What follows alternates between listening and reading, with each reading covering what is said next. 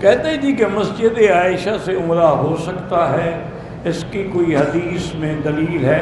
مکے میں اور بھی تو مسجدیں ہیں نا، پھر مسجد عائشہ کو کیوں منتخب کیا؟ کیا دلیل ہے؟ یہی دلیل ہے کہ وہ میقات ہے اور تھوڑی مسجدیں؟ اللہ کے بندے، حضور پاک نے حکم دیا، بی بی عائشہ نے وہاں سے عمرہ کیا، اللہ کے نبی کے حکم پہ کیا۔ اس لیے امام شافعی کے نزدیک جعرانہ سے عمرہ کرنا افضل ہے۔ اس لیے وہ کہتے ہیں کہ حضور پاک نے خود جعرانہ سے عمرہ کیا ہے، لیکن امام ابو حنیفہ رحمۃ اللہ علیہ کے نزدیک مسجد عائشہ سے افضل ہے۔ وہ کہتے ہیں کہ حضرت وہ فعلی حدیث ہے، یہ قولی حدیث ہے، وہ تو اتفاق ہے کہ حضور وہاں تھے تو عمرہ کر لیا، یہ تو حکم ہے حضور کا، تو لہذا یہ افضل ہے۔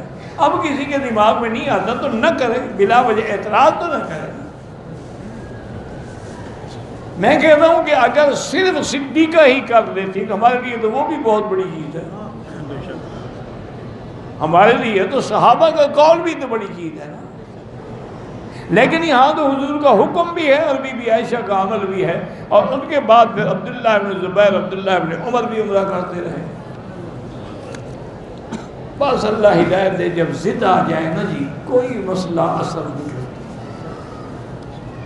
ایک مولوی صاحب تھے، اس نے کہا کہ میں گیا تھا ملتان، میں نے سارے ملتان والوں کو جھوٹا کر دیا، سب جھوٹے ہو گئے۔ ہم نے کہا یار کمال ہے، اتنا بڑا شہر ہے کیسے ہی؟ انہوں نے کہا وہ جو کہتے تھے میں نہیں مانتا تھا تو جھوٹے ہو گئے۔ اب اس کا تو کوئی علاج نہیں ہے نا۔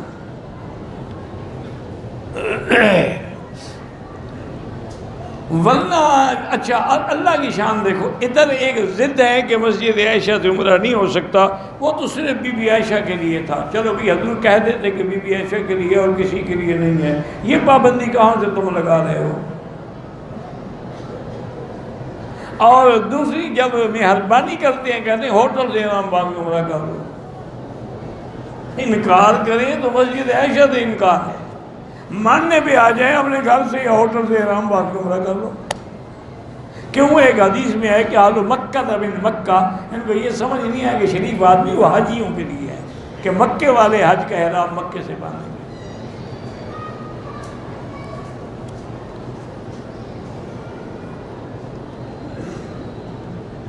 کہتے ہیں کہ میرے باپ والد میں اور والدہ میں جھگڑا ہے، اللہ ان کو ہدایت دے۔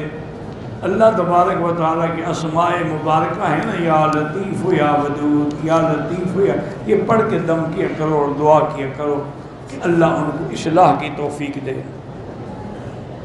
کہتے ہیں کہ مجھے نماز میں اور عبادات میں گندے گندے خیالات آتے ہیں، تو اچھی بات ہے، اس کا معنی ہے کہ تیرے اندر ایمان ہے، تبھی تو شیطان بھٹکانا چاہتا ہے۔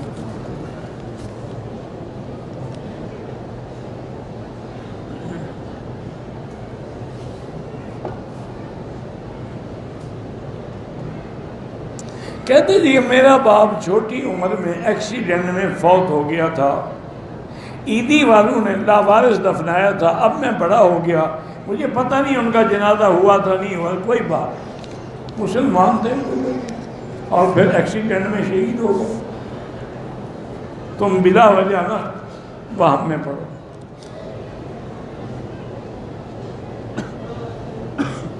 کہتے جی کہ طواف کے دوران عورتیں جو ہیں ننگے منہ ہوتی ہیں، کبھی مرد کے جسم سے لگ جاتا ہے، بہرحال کوشش کرو بچنے کی اور لا حول پڑھتے رہو۔ غیر محرم عورت کی آواز سننے پر بھی پڑتا ہے، اسی لیے تو حکم ہے نا کہ عورت اذان نہیں دے سکتی، عورت امام نہیں بن سکتی۔ اگر کوئی دروازے پہ آ کر بھی اس کو بلائے تو حکم ہے کہ وہ زیادہ لمبی چوڑی بات نہ کریں، بلکہ فوراً ہاں نہ میں بات ختم کریں۔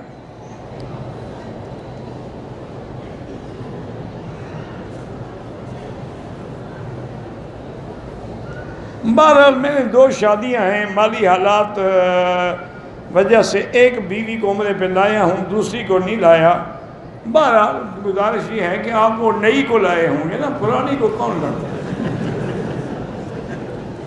وہ تو اب استعمال ہو گئی کہ تم زیادتی کر رہے ہیں۔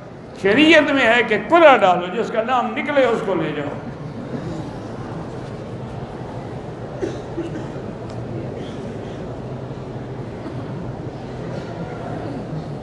مجھے رقم کی ضرورت تھی، 2-3 بھینسیں تھیں، میں نے ایک بیچ دی، اگر وہ پیسہ آ گیا ہے اور تمہارے خرچ سے زیادہ ہے پھر زکوٰۃ ہے، ورنہ نہیں۔ بیمہ پالیسی ناجائز ہے۔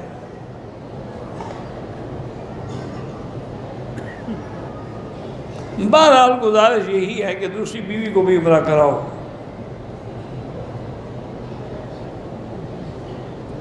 میری شادی کو 13 سال ہو گئے، میں خوش نہیں ہوں، بیوی روز لڑتی ہے۔ میرے ماں باپ کہتے ہیں کہ بیوی نے جادو کروایا، جادو کرایا ہوتا تو لڑتی کیوں؟ اچھا 13 سال تم نے گزار دی، ابھی بھی ناخوش ہو؟ ناخوش ہوتے پہلے دن طلاق دے کے جان چھڑا لیتی ہے، کیا 13 سال مرتے رہے اب مسئلے پوچھ رہے ہو؟ نہیں بنتی، اسی لیے طلاق ہے۔ اور جب عورت کو پتہ لگتا ہے نا کہ اب میرا خاوند اس آخری چوٹی پہ آ گیا ہے، انشاءاللہ وہ بھی ٹھیک ہو جائے گی۔ میری نانی بوڑھی ہیں، مدینے سے آئیں، عمرہ کیا، طواف کیا، 2 رکعت واجب پڑھی، اور یہ بھی پتہ نہیں کہ نیت کی تھی یا نہیں کی تھی، عمرہ ہوا کہ نہیں۔ صرف طواف سے تو عمرہ نہیں ہوتا، اس کے ساتھ صفا مروہ بھی دوڑنی ہوتی ہے، بال بھی کٹوانے ہوتے ہیں۔ بہرحال پہلے یہ تو پتہ کرو نیت بھی تھی کہ نہیں تھی۔ میاں بیوی نے عمرے میں حل کیے بغیر احرام کھول دیا، دونوں پہ دم پڑ گئی، عورت بھی بال کٹوائے اور خاوند بھی اپنے سر پہ اس طرح پھروائے، اور دونوں ایک ایک دم بھی ادا کریں۔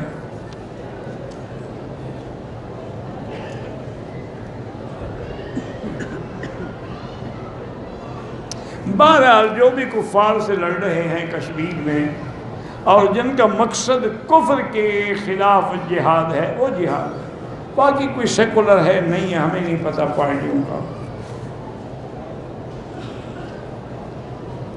کہتے جی کہ آپ نے وسیلے کا انکار کیا تھا۔ بخاری شریف کی حدیث میں موجود ہے کہ 3 آدمیوں نے غار میں پھنسے ہوئے تھے، وسیلہ ثابت، وہ اعمال سے وسیلہ پکڑا تھا، شریف آدمی کسی بندے سے وسیلہ پکڑا تھا، اعمال کے وسیلے کا تو کسی کو انکار نہیں ہے۔ انہوں نے اپنا عمل پیش کیا تھا، اس سے وسیلہ پکڑا تھا، وسیلہ بالاعمال کا تو کوئی بھی منکر نہیں ہے۔ نہ سمجھتے ہیں، ویسے بخاری شریف نے پڑھ لی ماشاءاللہ، تو اس میں کیا لکھا ہوا ہے، انہوں نے کس بزرگ کا وسیلہ پکڑا تھا؟ شہباز قلندر کا یا علی حجویری کا؟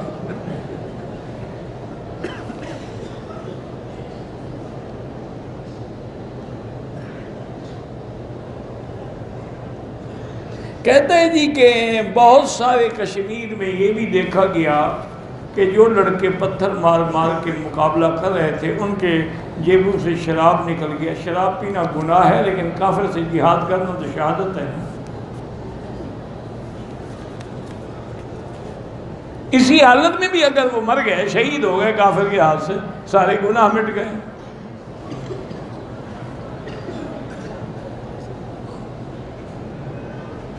بہرحال کسی مجاہد کو کسی کا بینک لوٹنا حرام ہے، چوری نہیں سکھاتا اسلام۔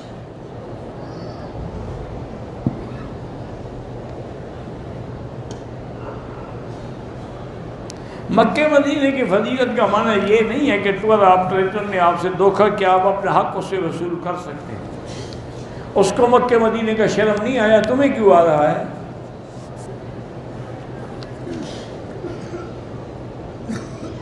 عمرے کے جواب میں صفا کے بعد 2 رکعت، صفا کے بعد 2 رکعت ہوتی نہیں۔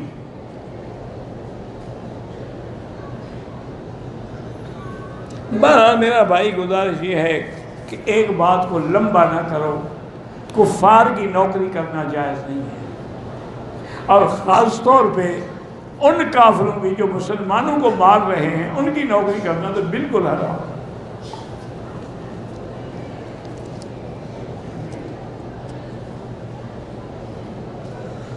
اگر عورت عمرے کے لیے آ رہی ہے، حیض کو روکنے کے لیے گولیاں کھا لے، ٹھیک ہے، جائز ہے۔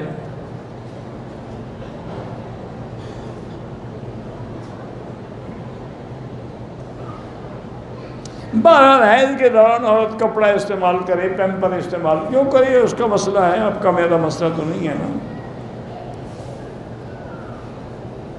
ہماری کمپنی میں مشکلات ہیں، 5 مہینے کی تنخواہ نہیں ملی، اللہ سے دعا کرو اللہ ان کی بھی مشکل حل کرے تو تمہاری مشکل حل کریں گے نا۔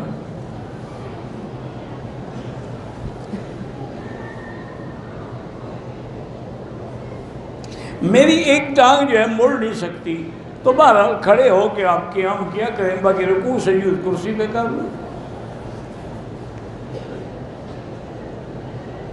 کہتے ہیں جی عورت مغرب کے وقت اپنے بال جو ہے وہ سنوار سکتی ہے، کیوں؟ مغرب کے وقت اس کو بھوت بننا ہے کہ خاوند آ رہا ہوگا؟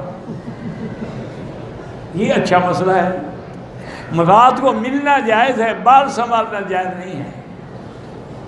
کیوں گھٹتے ہو مسئلے یار؟ مفت کا مولوی تمہیں ہاتھ آ گیا ہے۔ مرد ہو عورت ہو کوئی ہو، مغرب کے پاجامہ بھی بنا سکتے ہیں، بال بھی بنا سکتے ہیں۔ بلکہ ایک روایت میں موجود ہے کہ ایک صحابی کہتے ہیں کہ میں حضرت ابن عباس رضی اللہ عنہما کے پاس قرآن پاک کی ایک آیت سمجھنے کے لیے گیا رات کو عشاء کے بعد۔ میں نے دیکھا کہ حضرت ابن عباس غسل فرما کے اچھے کپڑے پہن کے خوشبو لگا کے تشریف لا رہے ہیں۔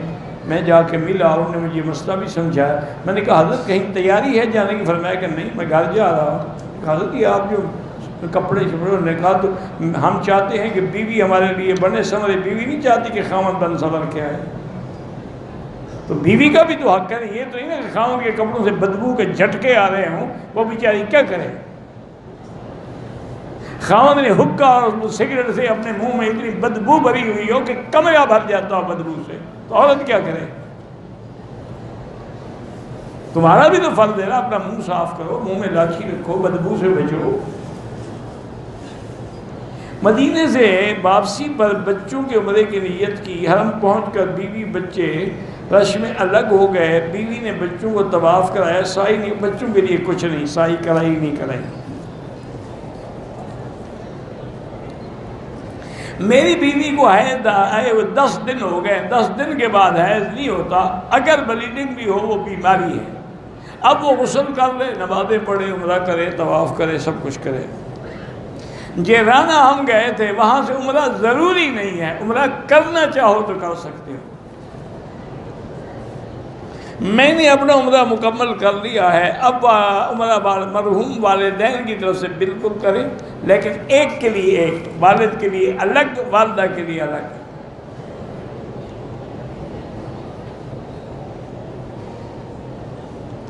کہتے جی کہ نکاح میں آنے سے پہلے اگر کسی لڑکے نے کہا کہ اس لڑکی کو میرے نکاح میں لایا گیا تو میری طرف سے طلاق ہے، حنفی مسلک میں تو ہو جاتی، باقی کہتے ہیں کہ نہیں، جب بیوی نہیں تھی طلاق کا کیا مطلب؟ میقات جو ہے نا 5 ہے، ایک مدینہ پاک ہے، ایک راستے میں جحفہ ہے، قرن المنازل ہے، یلملم ہے، اور مدینہ پاک طائف ہے۔ سفر کی نماز میں ہوئی ہے کہ جب تک آپ کا 15 دن کا مستقل قیام نہ ہو، فرض نماز 4 کے بجائے 2 رکعت پڑھیں گے، سنت نفل معاف ہے۔ اگر صفا مروہ کے چکر کسی نے 7 کے بجائے 8 کر بیٹھا، کوئی حرج نہیں۔ مسلمان ڈاکٹروں کے ہوتے ہوئے غیر مسلم ڈاکٹروں سے علاج کرایا جا سکتا ہے، علاج تو کرایا جا سکتا ہے، لیکن افضل ہے کہ جب مسلمان ڈاکٹر ہیں تو کیوں جائے غیر مسلموں کے پاس؟ میری بیٹی 2 دن کے بعد فوت ہو، اس کے لیے عمرے کی آپ کو ضرورت نہیں تھی، وہ تو معصوم فوت ہو گئی۔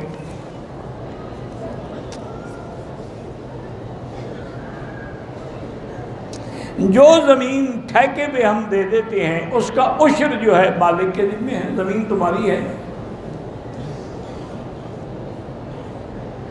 جنازوں میں بالغ بھی ہوتے ہیں، نابالغ بھی، تو اس میں سب کے لیے دعا ہے نا، حینا و میتنا، صغیرنا و کبیرنا، ذکرنا و انثیٰ، سب کے لیے وہی دعا ہے۔ میری بیوی بچوں میں شک کی بیماری زیادہ ہے، غسل اور وضو میں پانی ضائع کرتے رہتے ہیں، بار بار وضو، یہ بیماری ہے، شک نہیں ہے، اس کو کہتے ہیں وسواس قہری۔ کسی سائیکاٹرسٹ ڈاکٹر کے پاس جائیں، ایک گولی دے گا 4 دن میں ٹھیک ہو جائے گا۔ یہ بیماری ہے، اس کا عربی میں نام ہے وسواس قہری۔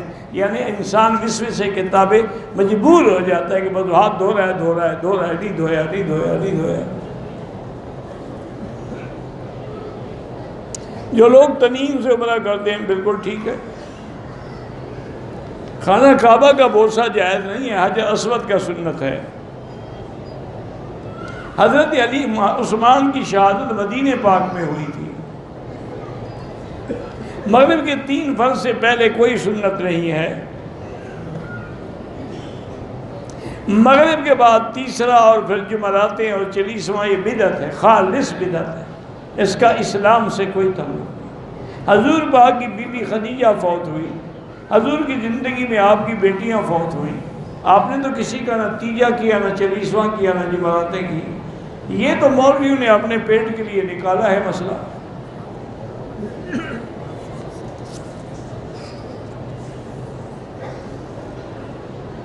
ختم طواف یا وداع، یعنی بس آخری طواف عمرے والوں کا وداع ہوتا ہی نہیں.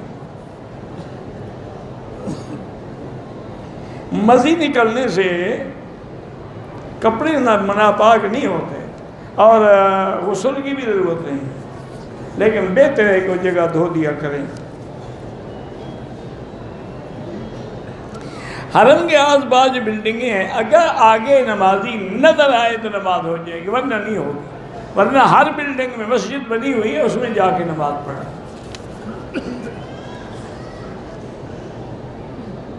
طواف کے دوران دونوں ہاتھ اٹھائیں حجر اسود کے سامنے، ایک دونوں جائز ہیں. صفا مروہ کے دوران صفا پہ روک کے دعا کرنا، مروہ پہ یہ جائز ہے اور دعا قبول ہوتی ہے. یہ دعا کے مقام ہیں قبول ہونے کے.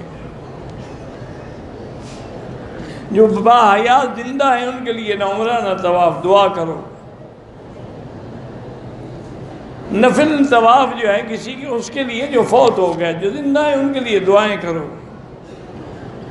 مکہ کا رہائشی اگر اپنے گھر جاتا ہے چھٹی پہ تو واپسی پہ لازماً اس کو عمرہ کرنا چاہیے.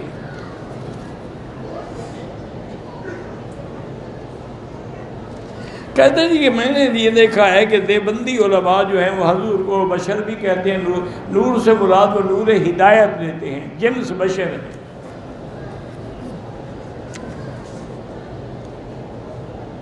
تاریخ ابن کثیر جو ہے، ہاں ٹھیک ہے، اچھی ہے، پڑھا کریں. غسل میں وضو کا نیت کہ پہلے وضو کرے پھر غسل کرے، تب ہوگا وضو.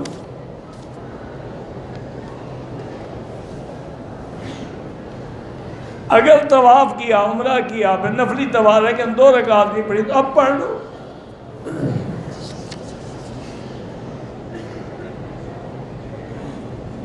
مسجد عائشہ میں عمرہ کرے ہو جائے گا، ہاں جی ہو جائے گا. راجستھان میں اجتماع ہے، جہاں جہاں بھی دین کے اجتماع ہے، اللہ سب کو کامیاب کرے. حضور پاک نے 4 عمرے فرمائے ہیں. بوٹ پہن کے عمرہ نہیں ہوتا، لازمی بات ہے کہ ہڈی ظاہر ہو، ٹخنے ظاہر ہو.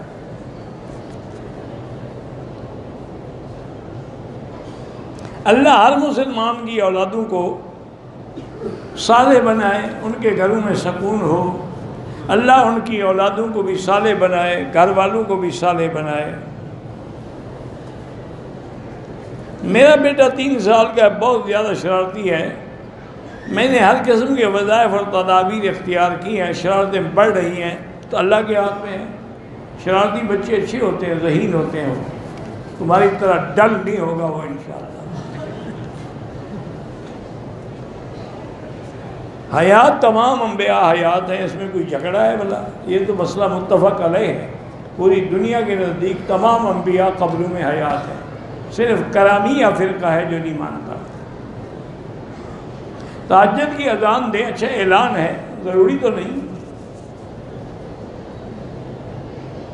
اسلامی کے غزوات اسلامیہ موجود ہیں، وہ لے لیں. کہتے ہیں کہ مولانا قاسم نانوتوی رحمۃ اللہ نے خواب دیکھا تھا، پھر بنیاد رکھی دارالعلوم دیوبند کی. تو ٹھیک ہے، بزرگوں کا خواب بھی سچے ہوتے ہیں.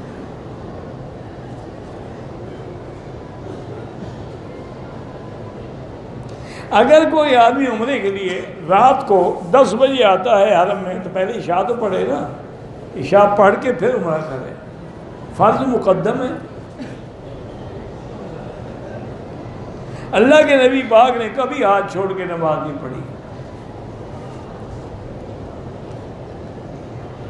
حضرت علی نے قصاص عثمان کیوں نہیں لیا؟ مجبور تھے، اس وقت منافقین کا مدینے پہ کنٹرول تھا۔ حضرت علی انتظار کر رہے تھے کہ حکومت کا قبضہ مکمل ہو جائے تو پھر لیں گے۔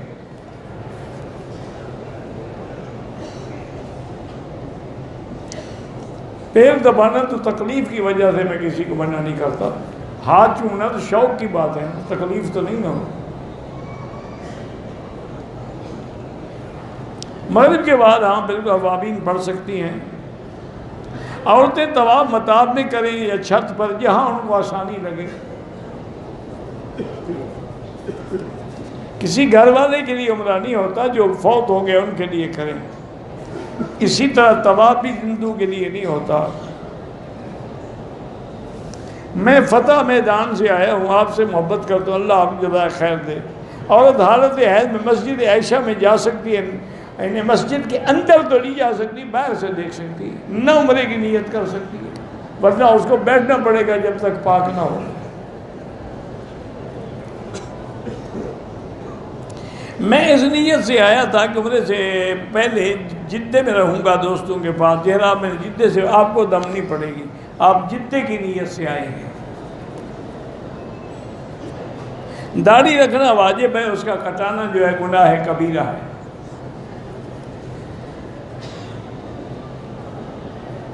عورت حالت احرام کے اندر بھی آگے کپڑا لٹکا کے رکھے تاکہ پردہ بھی رہے اور احتیاط بھی رہے۔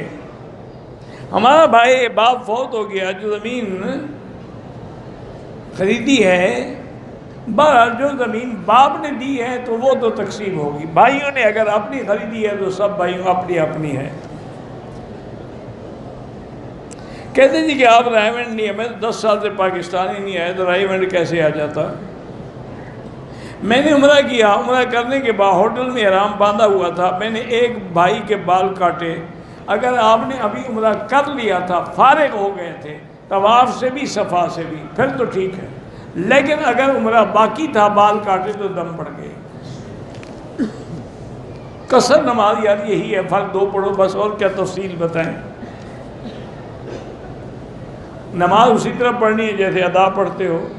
عقیقہ سنت ہے، 7ویں دن کرو یا 14ویں دن، نہیں کر سکے تو پھر ساری زندگی جب اللہ توفیق دے کرو ضرور۔ نماز جنازہ میں حنفی مسلک میں فاتحہ نہیں ہوتی۔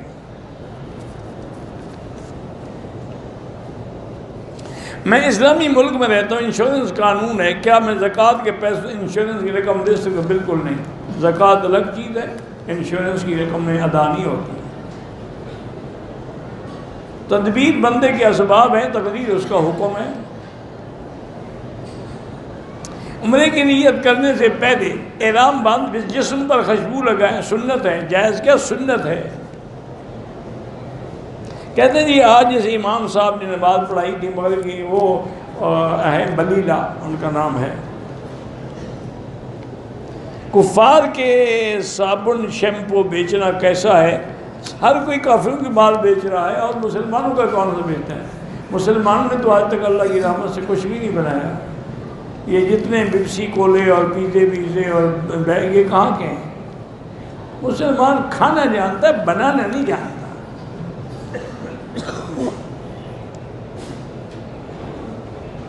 اگر ایک آدمی جہاد پہ جانا چاہتا ہے، والدین اجازت نہیں دیتے، بالکل نہ جائے، والدین کی اجازت کے بغیر جائز نہیں ہے۔ کہتے ہیں کہ آپ کرسی پہ بیٹھا کریں انشاءاللہ۔ اللہم صلی علی سیدنا محمد وعلی آل سیدنا محمد وبارک وسلم۔ یا حی یا قیوم یا ذا الجلال والاکرام، یا ذا الجلال والاکرام، یا ذا الجلال والاکرام۔ اللہم انا نسألک باسمائک الحسنی وصفاتک العلی، اللہم ثبتنا علی الایمان، اللہم ارزقنا حسن الختام، اللہم اجعل آخر کلامنا لا الہ الا اللہ محمد رسول اللہ۔ اللہم استرنا بسترک الجمیل اللهم استر عوراتنا آمن روآتنا خفف لواتنا اللهم انصر الإسلام والمسلمين اللهم انصر المجاهدين الذين يجاهدون في سبيلك لإعلاء كلمتك اللهم احفظ سائر بلاد المسلمين وهذا البلد الأمين فاجعل آمنا مطمئنا سخاء رخاء إلى يوم الدين یا اللہ بیماروں کو شفا عطا فرما یا اللہ بیماروں کو شفا عطا فرما یا اللہ ہم سب کی ظاہری باطنی روحانی جسمانی بیماریاں دور فرما یا اللہ جنہوں نے کہا ہے ان کی بیماریاں بھی دور فرما اللہم ارحم ضعفنا واجبر کسرنا واشفنا واشف مرضانا ومرضى من اوصانا واستوصانا وارحم موتانا واستجب دعانا ولا تخيب رجانا برحمتك یا ارحم الراحمین یا اللہ بے حیاؤں کو حیا عطا فرما بے اولادوں کو اولاد صالح عطا فرما یا اللہ جن کے گھروں میں لڑکیاں ہیں ان کو خیر کے رشتے نصیب فرما یا اللہ بے روزگاروں کو روزگار عطا فرما قرض داروں کے قرض عطا فرما یا اللہ جن کا رزق تنگ ہے ان کے رزق میں برکتیں عطا فرما یا الہ العالمین پوری دنیا میں جہاں مسجدیں ہیں مدارس ہیں دین کے ادارے ہیں دین کی جماعتیں ہیں دین کے اجتماع ہیں ان سب کی حفاظت فرما یا اللہ مسلمان فلسطین میں ہیں کشمیر میں ہیں عرب میں ہیں عجب میں ہیں افغان میں ہیں ان کی جان مال آبرو عزت کی حفاظت فرما ربنا آتنا فی الدنیا حسنۃ وفی الآخرۃ حسنۃ وقنا عذاب النار صلی اللہ تعالی علی خیر خلقہ سیدنا محمد وعلی آلہ و صحبہ اجمعین اللہم صلی علی سیدنا محمد وبارک